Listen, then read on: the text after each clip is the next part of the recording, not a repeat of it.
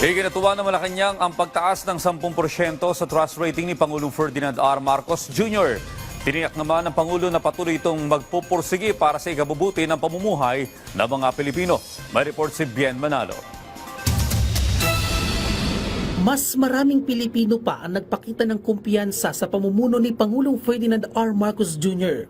Batay sa huling SWS survey na kinomisyon ng Strat-Based Group, umabot sa 10% ang itinaas ng trust rating ng Pangulo. Mula sa dating 38% noong Mayo, tumaas ito sa 48% sa buwan ng Hunyo. Isinagawa yan mula June 25 hanggang June 29 sa nasa 1,200 na respondents. Kaugnay nito, ikinatuwa naman ng Malacanang ang pagtaas ng kumpiyansa ng mga Pilipino sa Pangulo. Patunay lamang ito na nararamdaman na ang mga ginagawang hakbang ng pamahalaan para sa mga Pilipino. Gayunman, muling nanindigan ng palasyo na patuloy na magpupursige ang pamahalaan para sa ikabubuti ng pamumuhay ng mga Pilipino at ng Pilipinas. Masaya naman na nakikita na po ng taong bayan ang ginagawa ng administrasyon.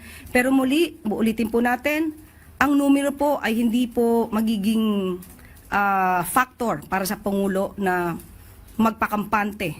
Dahil kahit ano pa pong numero ang lumabas sa survey, tuloy-tuloy lang po ang ating Pangulo at ang administrasyon na to na magsilbi at magtrabaho.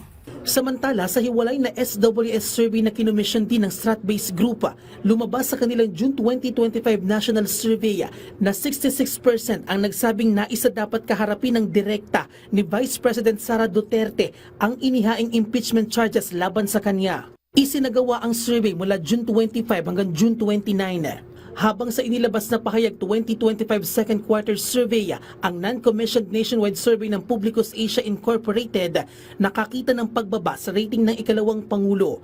Mula sa 42% ay bumaba ang approval rating nito sa 36%, habang mula naman sa 39% ay bumaba ang trust rating nito sa 33%. Bien Manalo para sa Pambansang TV sa Bagong Pilipinas.